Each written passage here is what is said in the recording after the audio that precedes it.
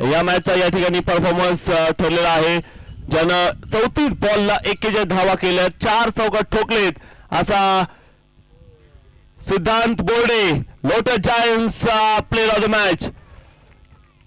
Satarkar Lotus win the match by 7 wicket आणि या सामन्यामध्ये जबरदस्त कामगिरी करणारा हा विजयी ठरलेला खेळाडू आणि प्लेयर ऑफ द मॅच दिला जातोय तिथे आपल्या जिल्ह्याचे सिलेक्टर अजयजी कविटकर सर आणि सोबतच आहेत ते सातजी खिस्ती असतील आणि खूपच चांगलं दृश्य बघू शकता.